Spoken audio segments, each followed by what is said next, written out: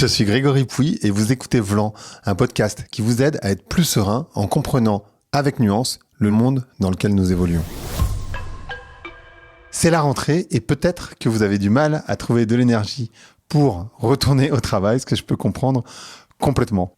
Et en même temps, notre société, elle est hyper performative, hyper optimisée et notre cerveau n'est pas programmé pour être productif. C'est en tout cas le titre de l'ouvrage de mon invité du jour, Jérémy Coron, qui se dit expert en neuroproductivité. Son livre est extrêmement intéressant parce qu'il va nous expliquer comment fonctionne notre corps, parce qu'en fait, c'est un cadre dans lequel on doit s'intégrer afin d'être productif et comment on peut effectivement améliorer sa productivité en respectant son sommeil, en faisant du mouvement, en s'alimentant correctement. Et vous allez voir, on va rentrer dans le détail de tous ces éléments pour ensuite vous proposer des techniques pour améliorer votre productivité. C'est un épisode un peu long que j'ai séparé en 2 parties. Et donc ça, c'est la première partie. Je vous souhaite une bonne rentrée.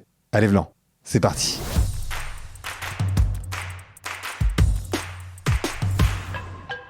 Bonjour à toutes, bonjour à tous. Bonjour Jérémy, comment ça va ? Ça va très bien et toi ? On arrive enfin à trouver le temps d'enregistrer ensemble. Je pense que ça fait 1 mois qu'on cherche une date commune. Et pourtant, c'est le mois d'août. Justement, c'est le mois d'août. Ça... Pourquoi, Jérémy, t'as écrit ce livre ? On rentre cash dans les questions. C'est une très bonne question. J'ai donc ce livre dont tu parles, c'est Votre cerveau n'est pas programmé pour être productif, dispo aux éditions Erol. J'ai toujours eu comme vocation d'écrire un livre. Ça a toujours été un projet que j'ai eu depuis assez jeune, vraiment cette notion. En même temps, tous les Français quasiment ont cette vocation, on le sait très bien. Et c'est un projet que j'avais un peu en tâche de fond en quelque sorte. Et il s'avère que c'est Erol qui est venu vers moi. Juste ce plaisir-là d'être démarché pour écrire un livre et ça m'a fait très plaisir. Et en fait, ce livre, j'ai saisi l'occasion parce que j'estimais, lorsque ce projet m'a été suggéré, d'avoir les connaissances pour le faire. C'est déjà une grande chose. Parce que j'avais eu un contact avec la maison d'édition Erol également 2 ans auparavant. Là, je sentais que j'avais pas les épaules pour. Maintenant, je savais que c'était le bon moment pour poser ma méthode. Et vraiment, j'ai vu ce livre-là, du coup, qui parle de productivité. Je pense que tu me questionneras par la suite sur le fond du livre, comme étant justement l'occasion pour moi de clarifier les choses. De dire, OK, j'ai une méthode, j'ai une vision globale de cette dernière, j'ai des clients, j'ai des programmes, etc. J'en parle en podcast toutes les semaines. Maintenant, c'est comment est-ce que je peux vraiment établir cette méthode-là dans un process plus complet, dans une logique plus complète, qui est liée notamment à la matière qu'est le livre. Un livre notamment de développement personnel, de non-fiction tel qu'on les appelle, à cette notion souvent de linéarité. Donc j'ai vu ça comme étant un défi de poser les choses, et tu le sais autant que moi je pense, t'as beau avoir une représentation de tes idées, avoir à sembler, percevoir la connaissance que tu as, quand il faut poser des mots sur du papier, c'est beaucoup plus complexe. Et en fait, ce travail-là t'oblige à faire face à tes zones d'ombre. À toutes ces zones, tu te dis, OK, je sais, mais quand je dois expliquer, je n'arrive pas, je bute sur des mots, je bute sur la logique. Donc, ce travail d'écriture fait également presque un travail d'introspection par rapport à ma méthodologie. Eh bien, on écrit d'abord un bouquin pour soi, d'une certaine manière. Oui, complètement. C'est j'ai remis les choses à plat. Une question qui fait écho avec le début du bouquin, mais qui, moi, me semble importante parce que c'est un débat que j'ai de temps en temps avec des personnes sur les réseaux, mais aussi parfois dans la vraie vie. Pour toi, c'est quoi le degré de liberté de l'être humain sur ses fonctionnements ? C'est-à-dire, en fait, on a envie d'être plus performant, d'être plus optimisé, mais finalement, le corps humain, c'est le titre, hein, il n'est pas vraiment fait pour. Et en fait, je me rends compte qu'il y a plein de choses qu'on maîtrise pas vraiment, dans lesquelles on n'est pas forcément libre, c'est-à-dire tous les fonctionnements humains, par exemple le fait que l'homme soit un animal social, le fait qu'on fonctionne en tribu, enfin, il y a plein de choses qui sont inhérents à la manière dont on s'est construit sur les centaines de milliers d'années qui font l'existence de l'humain. Dans quelle mesure on est libre de ces fonctionnements ? Je vais faire une réponse un peu floue. Je pense qu'on est libre dès lors qu'on respecte le cadre qui nous a imposé. Je m'explique. J'en parle dans le livre, effectivement. Je pars du postulat que le cerveau humain n'est pas programmé pour la productivité, mais pour la survie. Et que de la survie découlent tous nos choix, conscients ou inconscients du quotidien. Donc là, 2 options se présentent à nous. Soit on a conscience de ces mécanismes-là qui nous sont imposés car hérités, car biologiques. On n'a pas le choix, on est lié à ça. Ou soit on n'en a pas conscience. Si on n'en a pas conscience, on vit dans un cadre qu'on ne connaît pas. Donc forcément, la liberté que l'on a est égale à la non-connaissance qu'on a du cadre qui nous entoure. Du coup, on fait souvent des choix qui peuvent nous échapper, notamment les biais cognitifs qui sont assez popularisés maintenant. On a des décisions qui sont irrationnelles, que l'on met en place inconsciemment contre nous, à cause du caractère évolutif dont on a hérité. Par contre, quand on comprend comment on fonctionne, quand on sait quels sont les mécanismes en jeu, les productions hormonales, quand on sait presque se méta-analyser, certes, le cadre est plus restreint, mais la liberté dans ce cadre est plus grande parce qu'on a conscience des leviers à activer pour justement reprendre, entre guillemets, le dessus sur notre pente naturelle. Ou pour, comme j'en parle dans le livre, travailler non pas contre son cerveau, mais avec son cerveau. Je vais prendre un exemple qui touche beaucoup de personnes, à savoir la procrastination. Beaucoup de personnes sont enclins à procrastiner, à attendre le dernier moment. Ça, c'est une chose, c'est un fait, c'est un état des lieux. Maintenant, il y a deux visions. Soit je le subis, soit j'en ai conscience. Autrement dit, soit je procrastine et du coup je me dis mince, je procrastine, je sais pas pourquoi, peut-être que c'est mon outil qui va pas, etc. Machin, peut-être que je suis pas motivé. Ou soit je comprends comment fonctionne mon cerveau. Auquel cas, je peux écouter entre guillemets mon discours interne, savoir quels sont les éléments qui poussent à la procrastination, donc savoir quels sont les leviers à activer pour justement passer à l'action et ne pas procrastiner. Vraiment, pour moi, on est libre dans le cadre de l'évolution. C'est comme ça que je réponds à ta question. Non, mais c'est parfait. Et d'ailleurs, moi, j'aime bien procrastiner. Mais j'aime bien surtout, plus que procrastiner, accepter que on peut pas travailler, je crois pas, avec son cerveau pendant 8 heures dans la journée. Bien et sûr. Du coup, j'accepte cette idée. Et j'accepte aussi que, une fois que j'ai fini une tâche, je fais un truc qui a rien à voir. Je vais aller, j'en sais rien, nettoyer mes fenêtres, faire la vaisselle, passer un coup de fil, je sais pas, faire un truc qui physique, pas nécessairement passer du temps sur les réseaux, même si ça prend énormément de temps en ce qui me concerne, beaucoup trop. Et donc, ce qu'on pourrait appeler de la procrastination, ou juste d'accepter que parfois je suis pas productif, ça permet, j'ai l'impression, d'accepter aussi la manière dont mon cerveau fonctionne. Mais je me trompe peut-être. Non, tu vois juste, c'est le comportement que tu adoptes, c'est le bon comportement, je pense, de ce que j'en comprends en tout cas. Après, tout est sujet à évolution. Mon point de vue actuel potentiellement changera demain, je tiens à le préciser. L'idée, c'est pas d'imposer des dogmes, mais de présenter l'état des connaissances que j'ai actuellement. Et c'est important de le préciser, je pense. Mais en fait, déjà, tu as mentionné un terme important pour moi, c'est dès que tu as terminé quelque chose, tu fais autre chose. Déjà, tu termines. Et après, ce que tu fais en général, on va dire, voilà, pour le grand public, que tu termines à chaque fois. Plus ou moins. Et en général, d'après ce que tu mentionnes, après tu fais autre chose qui n'a rien à voir. Et ça, c'est intéressant. Pourquoi ? Parce que tu viens reposer ton cerveau. Qu'est-ce qu'une pause efficace ? C'est faire une tâche qui a l'opposé de la tâche précédente. Tu es sur une tâche cognitive, une tâche complexe, une tâche qui vient mobiliser beaucoup de ressources. Tu la clos ou tu t'arrêtes là pour aujourd'hui, tu passes à nettoyer des vitres. Du coup, effectivement, les réseaux neuronaux mobilisés ne sont pas les mêmes. Du coup, tu peux induire un repos intéressant. Après, la meilleure stratégie, s'il y a des meilleures stratégies évidemment, la meilleure, celle qui vous convient, à suivre serait celle en fait d'aller marcher plutôt, même carrément, d'aller faire un tour dehors et de balayer l'horizon du regard un maximum. J'en parle dans le livre.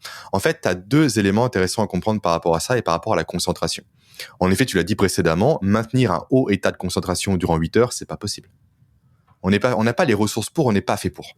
Et en plus, ça induit le fait de rester assis durant 8 heures, on n'est pas biologiquement programmé pour rester assis durant 8 heures. Et surtout, en fait, quand tu viens à te concentrer, tu mets en place ce qu'on appelle le phénomène de vergence au niveau de ton regard. Donc, en fait, vergence, converger, c'est-à-dire que ton regard va sur un point précis. Ce qui notamment permet la stimulation et la production de noradrénaline, qui est essentielle pour la concentration.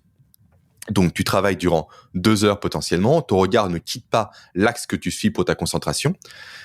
Donc là, naturellement, tu viens t'épuiser et vider tes ressources parce que tu as fait un gros effort cognitif. Donc la meilleure solution, c'est de changer de tâche et idéalement d'aller marcher. Pourquoi ? Parce que quand tu marches, tu peux passer en mode non pas vergence, mais magno-cellulaire, qui consiste simplement non pas à avoir un point précis, mais à élargir son regard.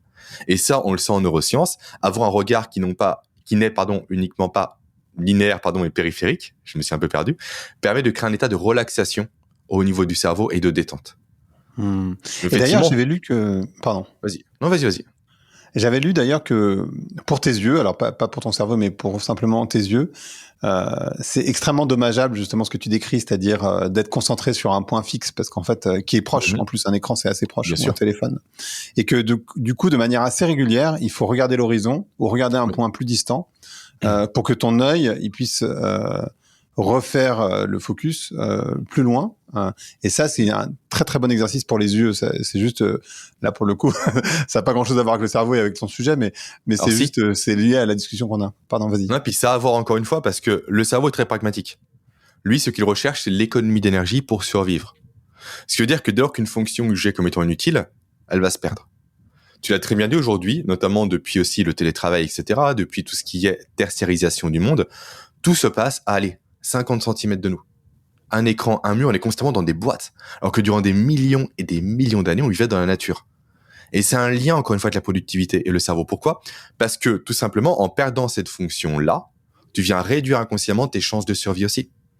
Parce que tu perds un outil qui est précieux, à savoir identifier un danger au loin. Et là, on parle effectivement de cette notion de proximité et d'éloignement, mais t'as également le latéral qui se perd.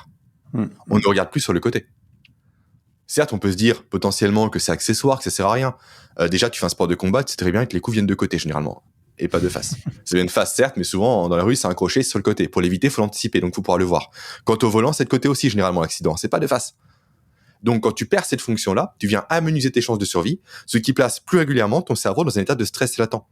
Si on prenait cet état-là isolément, c'est peanuts, c'est rien.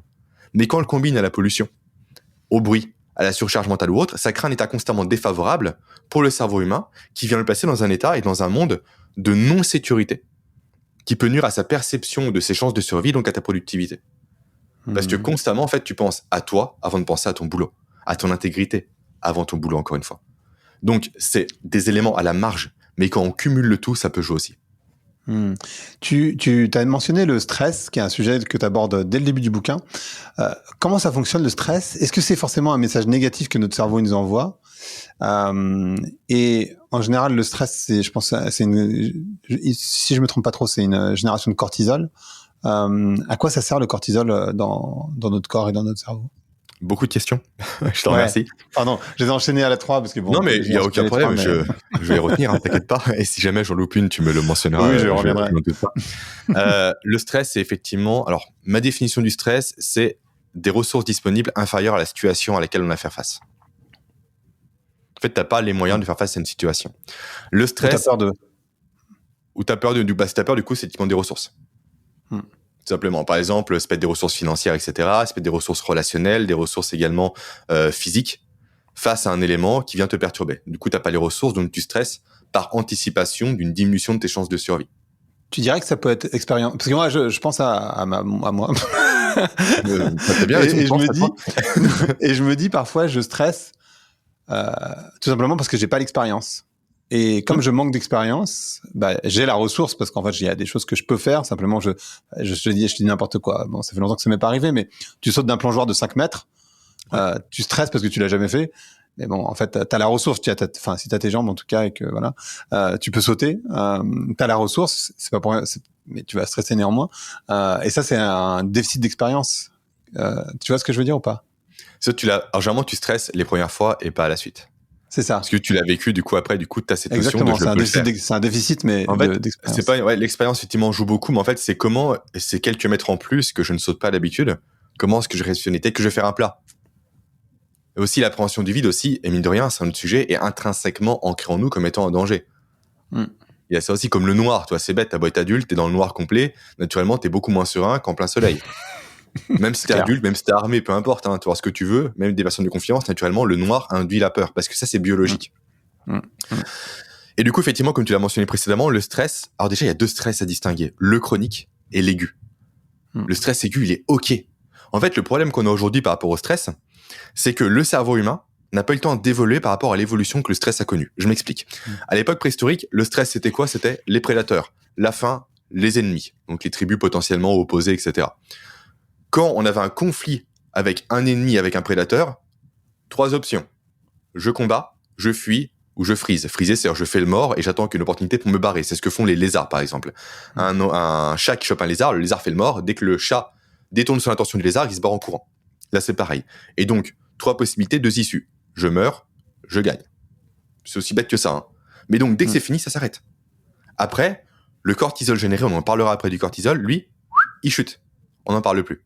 Il y a un livre qui est vachement intéressant par rapport à ça, qui a été écrit par Robert Sapolsky, qui s'appelle « Pourquoi les zèbres n'ont pas d'ulcère ?» Parce qu'un zèbre en pleine savane, il fait face à un lion, il se barre. Soit il est mort, du coup il n'y a pas de stress, pas d'ulcère, parce qu'il est plus là. Soit il se casse, auquel cas il s'arrête, il tremble à fond, il évacue le cortisol, il passe à autre chose. Sauf que nous, le stress qu'on a est passé du physique au psychologique. Et le psychologique, tu peux pas mettre une droite à un truc psychologique, tu peux pas. Ton patron qui t'oppresse tous les jours, tu peux pas le taper, et tu penses encore chez toi. Donc là, effectivement, on arrive sur un état de stress qui devient, encore une fois, chronique et non plus aigu. Maintenant, c'est là qu'entre en jeu le cortisol. Le cortisol, souvent, on l'assimile uniquement à une hormone de réponse au stress. Pas vraiment. Le rôle premier du cortisol, c'est de déstocker le glucose qu'on a dans le corps, donc l'énergie, pour la rendre immédiatement disponible, pour faire face à une situation potentiellement stressante. La nuance, elle est là. C'est pas son seul rôle, il y a plein d'autres rôles, mais dans le cadre que tu me décris moi, il est là. Donc par exemple, on reprend le cas du zèbre, la menace arrive, même encore mieux, hein, le zèbre anticipe la menace. Précisément, c'est ça, il entend un bruit au loin. Le cortisol monte, on déstocke l'énergie, je peux me barrer, j'ai les ressources pour me barrer. Ok ? Nous, aujourd'hui, du coup, on est passé d'une production qui est dite aiguë de cortisol, donc en pic après sa chute, à chronique. C'est linéaire. Et sauf qu'un cortisol qui est produit de façon linéaire, chronique et continue, induit ce qu'on appelle de l'inflammation. Donc vient directement, si je simplifie, fragiliser le corps. Donc c'est pas le stress le problème, c'est le rapport qu'on a au stress aujourd'hui. Et donc il crée cette notion de linéarité de production. Et la question suivante, elle me semble assez logique, et en même temps tu l'abordes. Est-ce que notre cerveau et notre corps, les deux, sont en cohérence avec les normes de notre société qui est hyper performative et d'ailleurs ton livre va dans ce sens-là, comment améliorer sa productivité d'une certaine manière, mais je me demande, enfin, on est juste pas fait pour être optimisé de cette manière. Et d'ailleurs, la nature, elle est résiliente. On parle beaucoup de résilience, c'est un mot qui est très à la mode. Mais parce que la nature, elle est pas performante. Elle est résiliente parce que elle cherche pas à optimiser d'une certaine manière. Et je me pose la question de savoir si les normes de cette société, elles sont pas à l'opposé finalement de qui nous sommes à la racine, quoi, fondamentalement. Il y a une phrase que j'aime beaucoup, qui est en fait, on vit avec un cerveau préhistorique dans un monde moderne, avec une administration moyenâgeuse. Ça, c'est le petit tacle à l'administration. À l'URSSAF notamment. Mais bon, ça, c'est autre chose. Mais oui, effectivement, en fait, on sait en neurosciences qu'il faut, en général, entre 40 et 70 000 ans pour qu'opèrent des changements structurels dans le cerveau humain. C'est ce qui a été établi pour aujourd'hui. Encore une fois, ça peut changer demain, mais l'échelle est là. Le monde tel qu'on le connaît, nous, aujourd'hui, il a quoi ? 300 ans, 400 ans, c'est même pas 500 ans, il a rien. L'arrivée de l'agriculture, ce qui est 10 000 ans en arrière, c'est ridicule. C'est ridicule. Donc oui, effectivement, en fait, on a des comportements aujourd'hui qui ne sont pas adaptés à la rapidité de l'évolution de la société dans laquelle nous sommes. Ce qui crée encore une fois beaucoup de problèmes. Regarde l'obésité qui explose. Regarde les maladies neurodégénératives. Regarde le nombre de dépressions, l'insomnie, la perte de sens. Tout ça, c'est parce qu'encore une fois, le cerveau n'a pas évolué pour vivre dans notre monde. Et si on ne comprend pas ça, encore une fois, on en revient à l'échange de la liberté dont tu parlais au départ. Exactement. En fait, on subit des comportements inconscients, des réactions du corps humain et du cerveau humain que l'on ne peut pas expliquer parce qu'on n'a pas les outils, les ressources, les manuels pour l'expliquer, et donc qui nous pénalisent au quotidien. Donc c'est important de chercher à constamment faire sa psychanalyse au regard de la psychologie évolutive pour méta-analyser, c'est beaucoup de termes techniques, j'en ai conscience, mais comment on réagit, comment on fonctionne. Cette phrase, on peut en faire un mème de cette phrase. Elle est terrible cette phrase, hein, elle est terrible. Et moi qui aime bien vulgariser en plus, mais ça reste quand même audible, je pense. En fait, il faut qu'on puisse constamment apprendre à faire un pas de côté sur soi-même. En effet, Daniel Kahneman, qui était prix Nobel de l'économie, en parle très bien. C'est lui qui a mis en place cette notion de système 1, système 2 de la pensée. Il y a un bruit dehors que j'entends pas trop. Peut-être que tu peux expliquer, pas du tout. Mais tu peux expliquer peut-être système 1, système 2. Ouais, bien sûr. En fait, avant Kahneman, on pensait qu'on était homo economicus. Grosso modo, c'est chaque décision, chaque choix que je fais est pondéré par la raison.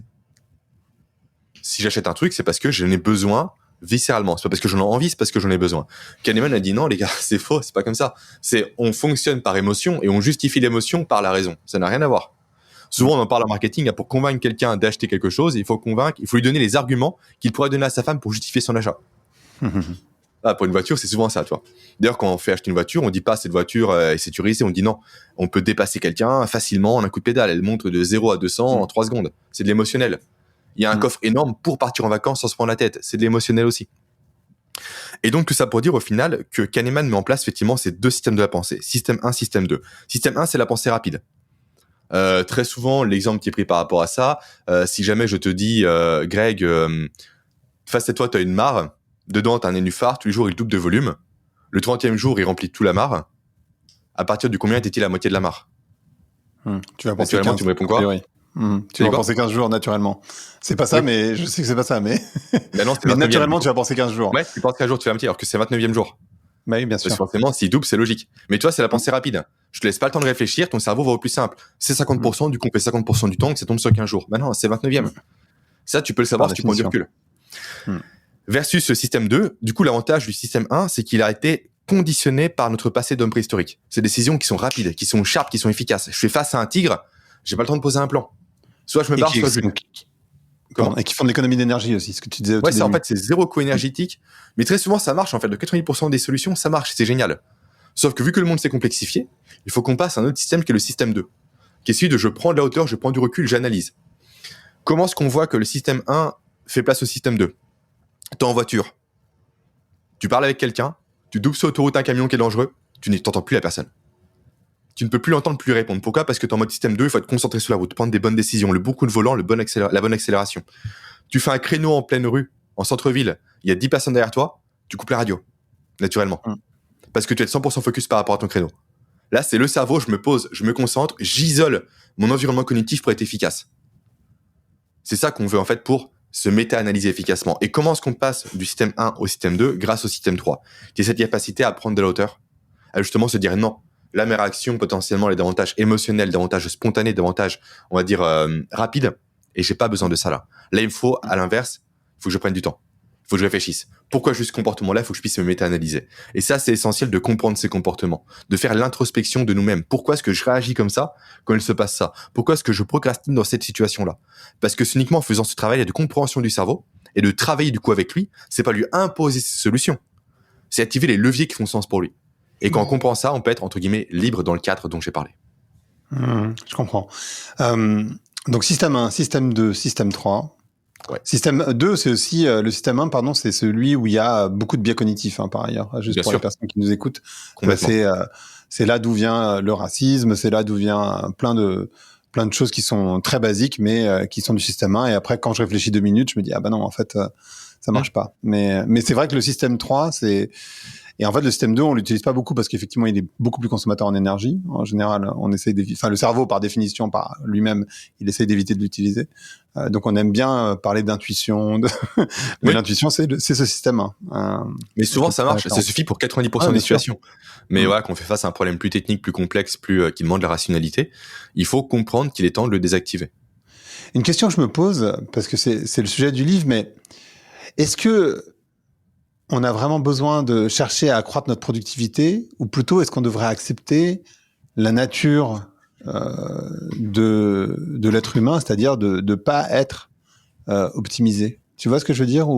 Parce qu'en fait, si on a envie d'être résilient et on sait que la période dans laquelle on entre là, elle va être compliquée, on entre dans une période de polycrise, voilà, qui est complexe. Donc on nous demande et on nous dit, tu vois, dans tous les magazines qu'il faut être résilient, mais la résilience s'oppose à l'optimisation en général. Tout ce qui est optimisé n'est pas résilient, est très fragile. C'est le propos même de Nassim Nicolas Taleb dans Antifragile. Exactement. Bien sûr. Tout système suroptimisé est un système voué à éclater. Exactement. On est bien d'accord. Donc du coup, je me pose la question, est-ce qu'on a besoin de chercher à accroître notre productivité si on a besoin d'être... Enfin, tu vois, ou comment on trouve la fine ligne entre les deux ? Ouais. Question moins pertinente, et je pense que la résolution de ta question, de ton énigme, on va dire, réside dans le terme de sens. Qu'est-ce qui fait sens pour soi, en fait ? Souvent, il y a moi, c'est pour Jérémy, je vais être plus productif, peux-tu m'accompagner, peux-tu m'aider, as-tu des formations par rapport à ça ? Ok, mais pourquoi tu es plus productif ? C'est quoi le sens derrière ? Qu'est-ce qui t'anime derrière ? Parce qu'encore une fois, aujourd'hui, le cerveau humain, je tiens à le répéter, je vais le marteler, il est égoïste. Toutes les actions que l'on fait au quotidien, même de l'altruisme, c'est de l'égoïsme. Ça assouvit des besoins qu'on a chez nous qui sont conscients ou inconscients. Donc dès lors que la productivité fait sens pour soi pour des besoins potentiellement plus grands, à savoir potentiellement avoir plus d'argent, ça peut être un besoin aussi qui s'entend, même avoir lancé son entreprise, ou même briller, ou potentiellement prendre sa revanche par rapport à ses parents, etc. Ça peut être des raisons qui s'entendent. Du coup, déjà, tout part du sens. Si on a un sens, nous, personnel, et le plus productif, je dis, vas-y, fonce. Parce que c'est ce qui t'alimente toi aujourd'hui. Peut-être que demain, ça va changer. Mais c'est ce qui t'alimente. Si et seulement si, par contre, tu respectes ton véhicule qui est ton corps. Pendant trop longtemps, moi, je n'ai pas respecté, à sacrifier mon sommeil, à être accro à la caféine. On pourra en parler si tu veux. Je buvais 2 cafetières par jour de café fait maison, etc. J'étais accro à ça. Ah oui, effectivement. Ouais. Ouais, j'ai atteint effectivement le top tier café. Et parce qu'encore une fois, moi, je fuyais sur une quête perpétuelle d'optimiser mon temps sans sens derrière. Et c'est qu'après, j'ai compris pourquoi je faisais ça, en fait. Qu'est-ce qui m'anime moi ? Qu'est-ce que j'en ai retiré ? Et surtout que j'ai compris, en fait, que, au final, le nombre de tâches qu'on a à faire est infini, le temps qu'on a, lui, est fini. Donc, comment est-ce que je priorise les choses qui font sens pour moi au détriment des autres ? Quand c'est possible, évidemment. Comme toujours. Effectivement. Donc, cette quête est intéressante si elle assouvit quelque chose de plus grand derrière. On va décortiquer, parce qu'en fait, tu le fais dans le livre, sur 3 grands éléments. Et d'abord sur le sommeil, qui est la base, en fait, je crois, de la santé, tout simplement, du poids. Enfin, il y a énormément de choses qui sont liées au sommeil. Pourquoi c'est important de bien dormir, et qu'est-ce que ça veut dire de bien dormir? Déjà, je viens de dire que le sommeil ne serait plus là si le sommeil n'était pas si important qu'il l'est. Ça va être le corps humain, le cerveau humain ont évolué pour justement être parfait en quelque sorte. Je suis désolé, mais ce sont quand même des milliers, voire des millions d'années d'itérations et d'essais-erreurs qui nous ont menés aujourd'hui où on est. C'est vrai que les gens qui parlent de biohacking me font rire en fait. Quelle prétention avez-vous à chercher à hacker quelque chose qui est issu de milliers d'années d'évolution et de tests? Faut arrêter les gars quoi. Déjà commencer par vous bio-respecter, et après on verra par la suite pour prendre des choses comme ça, etc. Donc commencer par effectivement la bio-optimisation du corps humain, après on parlera de biohacking. Bref, pourquoi le sommeil est si important? J'ai souvent considéré dans mon histoire le sommeil comme étant une perte de temps, et c'est un peu le discours qu'on a eu il y a quelques années en arrière. Ça commence un peu à se tarir et c'est assez plaisant de le voir, notamment avec en pic de ce phénomène-là, Netflix qui disait mon plus grand concurrent c'est le sommeil. Quelle hérésie de dire ça. C'est toujours le cas d'ailleurs. C'est toujours le cas, je pense, ouais, mais c'est qu'ils s'en vantent un peu moins maintenant, je pense. J'ose espérer. Et donc le sommeil sert à quoi? Il n'y a pas plus productif dans la journée que le repos. C'est paradoxal, mais c'est le cas. En fait, durant le sommeil, c'est là que le cerveau et le corps font, d'une part, le ménage, d'autre part, l'optimisation. En fait, il faut comprendre le sommeil comme étant une succession de 2 cycles principaux, que sont le sommeil dit paradoxal et le sommeil dit profond. Ce qui est intéressant à comprendre en développer les 2 cycles dans le détail, c'est qu'ils ont une asymétrie. On a beaucoup plus de profond au début de la nuit, avec un peu paradoxal, après ça change au fur et à mesure de la nuit, pour avoir plus de paradoxal à la fin de la nuit et moins de profond. Le sommeil profond, pour simplifier, pour vulgariser, pour rendre les propos intelligibles, c'est la phase du sommeil qui est là pour réparer le corps. On est sur la partie physique, on va dire. J'ai une blessure, un organe qui va pas très bien, une maladie, c'est durant le profond qu'on règle ça, et qu'on régule ça. Ensuite, on a le sommeil dit paradoxal, qui lui est plus pour l'aspect cognitif, gestion des émotions. Je fais un tri des données que j'ai reçues durant la journée, je sélectionne les pertinentes, je garde les bonnes, je supprime les mauvaises, etc. Je restructure un peu tout ce qui se passe là-dedans pour bien le câbler, en quelque sorte. Et ce qui est intéressant, encore une fois, c'est qu'il y a une asymétrie par rapport à ce sommeil-là. Et à ces phases-là, beaucoup de profond au début, peu de paradoxal, et l'inverse à la suite. Pourquoi selon moi et pourquoi selon plusieurs théories? Parce que, au niveau de l'évolution, si jamais on était coupé en plein milieu du sommeil par un prédateur, par un ennemi ou autre, il est plus pertinent pour la survie d'avoir un corps en pleine forme qu'un cerveau qui se rappelle de ce qu'il a fait la veille. Donc dès lors, on privilégie le physique au cognitif. Donc ça, c'est l'aspect, on va dire, un peu fun fact à sortir au repas. Maintenant, surtout, ça explique le fait qu'il est important de tenir vraiment une bonne routine de sommeil. Entre 7 et 9 heures pour bénéficier de chacun de ces cycles. Car il y a des phases, ça dure environ 90 minutes, il faut avoir entre 4 et 6 cycles complets par nuit pour vraiment avoir l'étendue du spectre des bénéfices d'un sommeil récupérateur. Ce qui veut dire que si on rogne le sommeil en début de nuit, ou si on le rogne en fin de nuit, on aura malheureusement une partie du profond et une partie du paradoxal qui vont nous échapper. Et donc dès lors, ça va nuire au cerveau, à la productivité, et même à tout ce que tu as dit précédemment, la gestion du poids, ça en fait partie. La gestion des humeurs, tout. Et pour moi, qui ai un petit bracelet qui me permet de suivre mon sommeil, entre autres, je me rends compte que, en fait, ce qui est perturbant, c'est qu'il va te dire, vous êtes resté, je sais pas, 7 heures, 8 heures au lit. Donc moi, j'ai eu vraiment l'impression, parce que je m'endors tout de suite, en l'occurrence, de dormir pendant 7 heures ou 8 heures. Et en fait, il te dit, ah bah non, en fait, vous avez dormi 6 heures, ou vous avez dormi 7 heures. Parce qu'en fait, il y a plein de moments de réveil à l'intérieur Bien sûr. Dans les cycles dont tu parles, toutes les 90 minutes, quoi, en gros, en fait, tu te réveilles. Oui. Tu t'en rends pas compte parce que c'est complètement les moments que j'ai mais... passés sous silence, que t'as pas de bénéfices, mais que des effets négatifs à ces micro-réveils. En fait, encore une fois, ça revient, c'est lié au fait que le cerveau est programmé pour la survie. En fait, faut que tu vois ces micro-réveils-là comme étant un télescope que le cerveau met à la surface. J'analyse l'environnement, s'il y a un danger, s'il n'y a pas de danger. Il n'y a pas de danger, je me rendors. Il y a un danger, je reste non pas éveillé complètement, mais j'ai conscience de l'état des lieux actuels, de mon environnement, ce qui peut nuire à mon sommeil. Et ça, c'est important, du coup, quand on comprend ça, de comprendre l'importance de la chambre à coucher. Une chambre où il fait bien noir, où tu es en sécurité, où toutes les conditions sont bien réunies, va réduire le nombre de micro-réveils. Parce que ton cerveau se sent en sécurité, il se sent chez lui. C'est pour ça que tu dors moins bien quand tu dors à l'extérieur. Parce que ton cerveau n'est pas rassuré par rapport à un environnement qu'il ne connaît pas. Pareil, une chambre qui n'est pas assez insonorisée, même si le bruit, tu ne l'entends pas consciemment, inconsciemment, tu vas l'entendre. ce qui va créer ce micro-réveil. Également, ça explique le pourquoi du comment. Les gens qui pensent que boire de l'alcool avant de dormir est une bonne chose se trompent. Parce que certes, l'endormissement souvent est plus simple. Je suis bourré, je m'étale, je dors. Ok. C'est ce que Sauf je fais. Ça augmente. Je plaisante. Comment? Non, c'était une blague. J'ai pas entendu malheureusement. Non, j'ai dit, moi, c'est ce que je fais. Non, je plaisantais, pardon. J'espère te déconvaincre, même si ce terme n'existe pas. Comme quoi, effectivement, ça augmente également cette notion de micro-réveil par l'agitation que ça induit, par le mouvement, par aussi une mauvaise régulation de la température et j'en passe. Une chose qui peut être bien... Pardon, vas-y. Non, mais l'idée, c'est effectivement de tenir compte d'une part de la quantité, combien de temps je passe au lit, mais de la qualité aussi. Une chose que j'avais lue, c'était que c'était pas mal d'avoir de pouvoir voir la porte d'entrée depuis son lit. Ce qui est vrai pour les enfants aussi. Parce qu'en fait, ça te permet de te mettre... C'est inconscient, mais c'est en sécurité. Vas-y. T'as un enfant en bas âge, un des conseils pour le faire dormir, c'est qu'il puisse voir la porte d'entrée. Pourquoi ? Parce que si un bruit survient, si un mouvement survient, il n'a qu'à ouvrir les yeux pour voir le danger potentiel qui peut arriver. Ou si ce n'est pas un danger. Mais si ton fils, effectivement, est un enfant qui a un lit lambda d'enfant où tu n'as que des barreaux et des bords pleins par endroit, si le bord plein fait face à la porte, il entend le bruit, il voit pas ce qui se passe. Même pour toi, c'est terrible. T'es en pleine nuit chez toi, t'entends un gros boom en bas, t'es pas rassuré. T'es pas rassuré. Et pour l'enfant, c'est pareil. Donc, un des conseils pour les enfants qui dorment pas, c'est peut-être également mettre ça en place, mais également pour les adultes. Tout comme ne jamais dormir sous une fenêtre. Parce que ça peut induire un pont thermique qui peut ruiner ton sommeil. Comment on explique le réveil à 5h du matin ?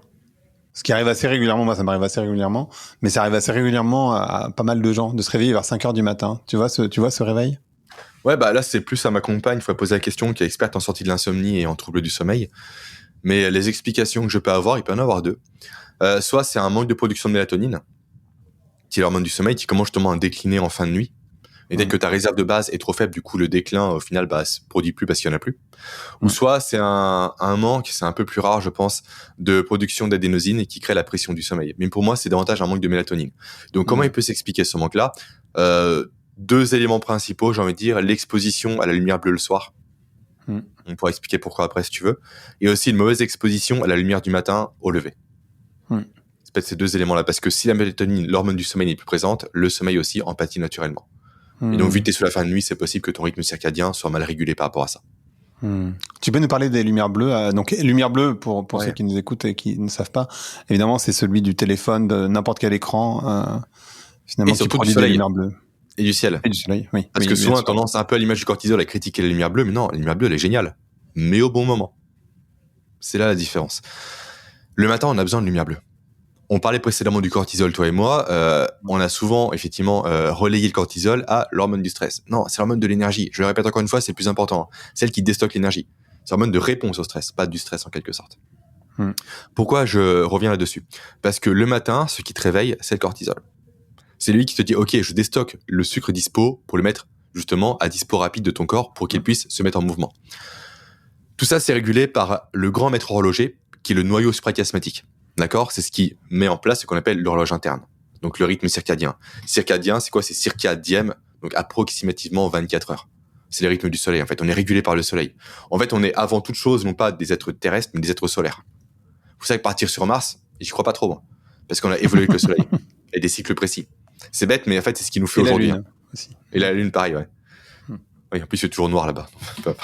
Désolé. Donc, tout ça pour dire effectivement que on est régulé par le soleil. C'est lui qui donne le timing de production de nos hormones, l'activation de nos organes. Également, qui donne en fait le timing tout au niveau de notre corps. Pourquoi c'est si important ? Et pourquoi j'insiste là-dessus ? Parce que vu qu'on a besoin de cortisol le matin pour se réveiller, il faut qu'on envoie le bon signal comme quoi c'est le jour. Comme quoi c'est le moment justement de balancer la sauce pour donner de l'énergie. C'est la raison pour laquelle le premier comportement à avoir le matin, c'est de s'exposer au soleil pendant moins de 10 minutes par temps dégagé, 20 minutes par temps couvert. Et un vaut mieux que 0. Hein. Je préfère qu'on me dise j'y vais que 5 minutes, mais j'y vais, plutôt que j'y vais pas parce que je n'ai que 5 minutes. À défaut, lampe de luminothérapie, ça fait le café. C'est pas l'idéal, parce que ça représente que 10% de l'intensité du soleil, mais peu importe, ça fait du bien. Donc ça, c'est la lumière bleue à prendre en haute dose le matin, et à prendre de façon directe, c'est-à-dire sans le prisme d'une fenêtre, de lunettes ou d'un pare-brise. Parce que l'indice de réfraction du verre diminue l'intensité. Donc, quand on s'expose intelligemment à la lumière du soleil le matin, lumière bleue encore une fois, le plus tôt possible après le réveil, idéalement de la demi-heure qui suit le réveil, on vient créer un pic énorme de cortisol. Donc, bim, gros shoot d'énergie. À ce moment-là, pas de café. Je fais une parenthèse, comme ça on m'en parle du café maintenant. Pourquoi ? Parce que ça équivaut à charger un téléphone qui est déjà plein.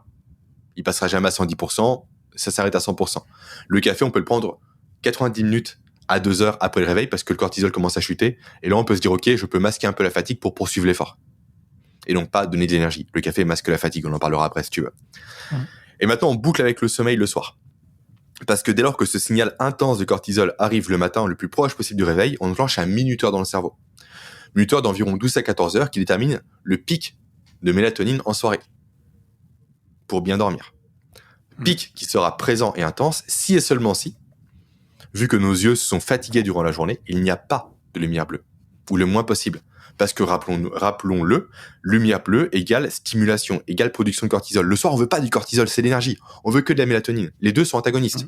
S'il y a cortisol, il n'y a pas mélatonine. S'il y a mélatonine, il n'y a pas cortisol. C'est pour ça que quand on stresse fort ou on est angoissé la nuit, on dort pas. Cortisol, à blinde. Suppression de la mélatonine. Donc le soir, on évite autant que faire se peut les écrans. Déjà pour la lumière qu'ils dégagent, mais aussi pour l'intensité qu'ils induisent. Ça, on l'oublie trop souvent, malheureusement. Les films aujourd'hui, c'est X dizaines de changements d'images toutes les minutes, des lumières dans tous les sens, des cris, des hurlements, des changements d'émotions, des pistolets, des tirs. On n'est pas fait pour ça le soir. Le soir, on veut du repos, on veut du calme, on veut de la relaxation, on veut de la lecture, on veut faire un jeu de société avec sa partenaire ou son partenaire.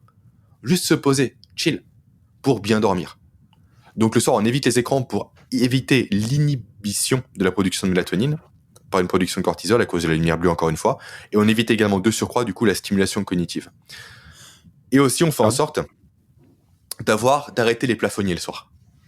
Parce que pour l'inconscient, pour le cerveau humain, et par rapport également à la position de ces noyaux à mélanopsine, ceux qui captent justement la lumière bleue, les lumières qui viennent du haut, c'est le soleil. Donc si on a un plafonnier, naturellement on va croire qu'il y a du soleil inconsciemment. Donc ça peut également diminuer la production de mélatonine. On privilégie les lampes sur pied, et idéalement l'intensité faible, qui vont tendre vers les 300, 400, 500 Kelvin. Donc une lumière qui est plus rouge que bleue. Mais alors quand est-ce que tu regardes des séries et des films, toi ? Non, parce que moi je les regarde le soir, tu vois, naturellement, une fois que la journée elle est finie. Bien sûr. Après, il y a regarder le soir et regarder le soir. Quand j'étais en licence, je regardais The Walking Dead de 20h à 2h du matin, ouais. Effectivement. Tu peux t'arrêter à 21h30. Tu peux aussi du coup mettre des lunettes à protection à écran jaune. Ça n'aide pas totalement. C'est du biohacking. Mais ça diminue un peu l'intensité. Mais surtout, il faut respecter quand même aussi un sas de décompression après. Idéalement, tu fais ta série. Après, tu vas marcher. Tu te réexposes à une vraie lumière naturelle pour envoyer le bon signal à ton cerveau. Et après, tu lis, tu te poses. Il faut que tu aies un temps vraiment de décompression. C'est pas, je me fais The Walking Dead avec des zombies qui tuent des gens, qui arrachent leur visage, et je vais me coucher, quoi. Non, il y a aucun monde dans lequel l'homme préhistorique fait ça. T'as pas un lion qui écharpe un de tes collègues, après tu dors pas. Non. Il faut qu'il y ait un sas. Comme pour le Z tout à l'heure. Il faut avoir le sas de je tremble, je décompresse, et après je peux me poser. Est-ce que ce que tu décrivais tout à l'heure sur le sommeil profond suppose qu'on doit se coucher tôt? Tu sais, il y a c'est pas un proverbe, c'est une sorte de sagesse familiale, je sais pas si c'est familial, mais qui dit les heures avant minuit sont les plus importantes, etc. Quel compte double généralement. Ouais. Voilà, c'est ça. Est-ce que c'est vrai? Est-ce que c'est faux? Est-ce qu'on est tous potentiellement du matin? Comment ça marche? Alors, on n'est pas tous du matin, mais logiquement, on est quand même tous faits pour diminuer l'intensité et donc potentiellement dormir quand le soleil se couche. On en revient au rythme circadien. On n'est pas fait pour veiller jusqu'à 2h du matin, 3h du matin. Il y a des profils qui sont plus enclins par rapport à ça, ce qui s'appelle les profils loups, dans la classification du docteur Michael Breus. En fait, on a parlé depuis tout à l'heure pour spécifier ce que sont les loups, de cette notion de rythme circadien. Mais chaque personne a sa propre variation du rythme circadien. Il y a des gens qui sont plus du matin. Là, c'est les profils lions, ça peut être mon cas. Naturellement, je me lève tôt. Ben voilà, toi aussi, j'ai l'impression. Donc, des gens qui sont plus énergiques tôt le matin, qui sont plus productifs le matin, mais qui, par contre, sur le coup des 15 heures, ça commence à être plus compliqué, quoi. Le cerveau est plus vraiment là, etc. Le sport, c'est pas fou à ce moment-là. Et j'ai l'impression c'est pour ça que là, mes questions, tu vois, il est 15 heures. Voilà. Ouais, vu ton sourire, je vois que tu abondes dans mon sens. Et c'est pour ça que à mon niveau, je me fixe pour objectif de finir ma tâche la plus compliquée le matin. Et je donne toutes les conditions pour le faire. Il faut qu'avant 13 heures, ma tâche la plus complexe soit faite, mon sport soit fait, tout est fait. Comme ça, l'après-midi, c'est OK, je peux me permettre d'être plus tranquille et plus, encore une fois, respecter mon corps. Parce que je travaille selon ses pics d'énergie, ses creux d'énergie. Donc là, c'est 10% de la population moyenne, 10 à 15. Après, il y a les profils ours. Donc Bruce a pris des animaux en fait qui ressemblent tout simplement au comportement qu'il décrit. Les ours, c'est plus vraiment en lien avec le soleil. Je me lève quand le soleil se lève, je me couche quand il se couche. Grosso modo, 7h, 23h. Après, tu as les profils loups, dont j'ai parlé précédemment, qui eux sont plus du soir. C'est plus, je me lève naturellement à 11h et je me couche à 2h du matin. Mais vraiment, on est plus sur du 5-10% de la population. Et en plus, ces gens-là, je les plains intrinsèquement parce qu'ils sont malheureusement à l'opposé même du rythme que l'on leur impose. Parce que le monde est fait par des ours, c'est très bizarre dit comme ça, j'en ai conscience, mais tu représentes 80% des chronotypes. Vous savez que les horaires de bureau, c'est du 9h, 17h ou 18h. Parce que logiquement, ça correspond à une période qui est active en journée. Alors que le loup, lui, naturellement, s'il n'y a pas de réveil, il se lève à 11h et commence seulement à être productif à partir de 15h. Voilà, ça, c'est malheureusement inadapté à eux. On peut avancer leur chronotype, mais jamais rattraper un chronotype qui se lève plus tôt que ces derniers. Également, Bruce met en évidence les dauphins. Alors moi, je suis maintenant contre lui par rapport à ça, parce qu'il part du principe qu'il y a un chronotype dauphin qui serait lié aux insomniaques, mais pour moi, c'est en lien maintenant avec une fatalité quelconque, comme quoi l'insomnie est héréditaire, alors que non. C'est le résultat de comportements malheureusement que l'on a et que l'on peut heureusement, contrecarrer. Mais ça, c'est un autre sujet. Mais alors du coup, c'est quoi la différence entre les lions et les ours? C'est que les lions, ils ont plus d'énergie le matin, c'est ça? Ouais, les lions, vraiment, c'est le matin. Le lion, il peut se lever à 5h naturellement ou 6h. Et après, il est en pic d'énergie jusqu'à 11h midi. Et après, il a un deuxième petit regain à partir de 17h pendant une demi-heure, 1h. Alors que l'ours, c'est plus constant, vraiment du matin au soir. Il y a moins cette notion de variation. Et une question que je me posais, parce que j'ai lu une étude qui prouvait que quand tu mets... on connaît ça pour les femmes, tu sais, quand tu mets des femmes ensemble entre elles, oui. Au bout d'un moment, les règles s'ajustent. C'est-à-dire qu'en fait, elles ont leurs règles en même temps, globalement. Et en fait, on a prouvé que quand il n'y a pas de lumière externe, en fait, les humains, ça marche pareil pour le sommeil. C'est-à-dire qu'au début, ils ont des chronotypes très différents. Et en fait, au bout d'un moment, tout le monde s'aligne de la même manière. Avec le soleil en général. Alors là, je ne sais pas. La seule chose que je sais, par contre, qui va un peu dans le sens de ta question, c'est le fait que le chronotype, par contre, évolue naturellement avec l'âge. Donc, au sein, effectivement, dans tous les cas, la lumière perturbe. C'est obligé. Vous savez que la meilleure solution pour rétablir son rythme circadien, c'est de partir en camping durant 2 jours. Sans lumière, sans rien. Moi, t'es tranquille, toile de tente, en pleine nature, t'as que le soleil et la lune pour t'orienter. Il n'y a rien de mieux. Par contre, effectivement, le chronotype, lui, sa attitude varie avec l'âge. Les enfants sont souvent des lions, ils se lèvent tôt. Ado, on devient des loups, on se lève naturellement tard. Tu te rappelles de ton adolescence, tu veux te lever tard, etc. J'ai jamais eu ça, mais... Ok, d'accord. Et moi, je suis un peu comme toi. Un lion, je te rejoins un peu. Et plus tu vieillis plus tu passes dans l'âge, et plus tu es une personne âgée, plus tu retends à devenir un lion. Tu vois, une personne âgée, on laisse, elle se lève tôt. Et se couche tôt. Évolutivement, on pourrait expliquer ces modifications-là liées à l'âge comme étant une nécessité pour faire évoluer les plus jeunes générations. Je m'explique. Majoritairement, on l'a vu précédemment, d'après Bruce, encore une fois, je me fie à ces travaux qui peuvent évoluer encore une fois. Je pondère toujours parce que la science évolue constamment. 80% des personnes seraient des ours. Donc, je me couche à 23h, je me lève à 7h. Donc, si les adultes étaient constamment, à l'époque préhistorique, éveillés en journée, ça laissait pas spécialement la place aux plus jeunes générations pour prendre le dessus et s'autonomiser.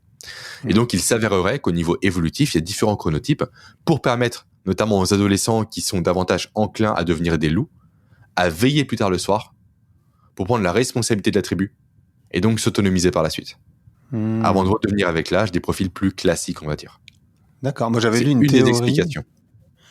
J'avais lu une théorie sur les chronotypes, les différents chronotypes qui disait que pour l'homme préhistorique, il fallait qu'il y ait toujours des humains qui soient réveillés à un moment donné pour veiller, quoi, tout simplement. Et que du coup, on avait des chronotypes différents, tout simplement, parce qu'il y avait besoin de protéger la tribu, quoi, d'une certaine manière. Les deux se complètent, c'est bien ça, parce que grosso modo, c'est les ours en journée, ils sont là. Après, les loups, font la fin de soirée, les insomniaques la nuit, et très tôt le matin, les loups reprennent le dessus. C'est ça. Oui, bien sûr. Comment on peut retrouver le sommeil si on l'a perdu? Tu l'as dit, donc je pense qu'il y a plusieurs choses que tu as dit qui sont importantes. Aller voir le soleil, pas nécessairement regarder le soleil droit dans les yeux le matin. Simplement regarder la lumière naturelle en dehors d'une fenêtre. Pendant 10 minutes à une demi-heure, 20 minutes. Selon le soleil couvert, oui, il se pète une demi-heure s'il faut. Ne pas regarder d'écran bleu le soir. Limiter le stress, quoi, finalement. Enfin, faire descendre le cortisol pour laisser la place à la mélatonine. Qu'est-ce qu'il peut y avoir d'autre comme stratégie, entre guillemets, pour retrouver le sommeil si on l'a perdu? Alors, si on l'a perdu, je vais vraiment, du coup, limiter le spectre de ma réponse à ta question, si on prend les cas les plus extrêmes, en quelque sorte. Un des conseils que je pourrais donner, encore une fois, ma compagne serait mieux placée parce que moi, j'ai toujours eu un sommeil parfait. Je suis comme toi, je me pose, je dors, tu me mets par terre, je dors. En fait, il y a pas de problème. Moi, je me réveille tôt, c'est mon gros problème. Mais... Est-ce que c'est un problème? Je sais pas. À toi de voir.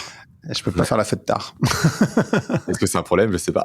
Moi, je suis comme toi, moi. En fait, dès lors, et je pense que tu vas me rejoindre, dès lors que je me pose en soirée, c'est fini.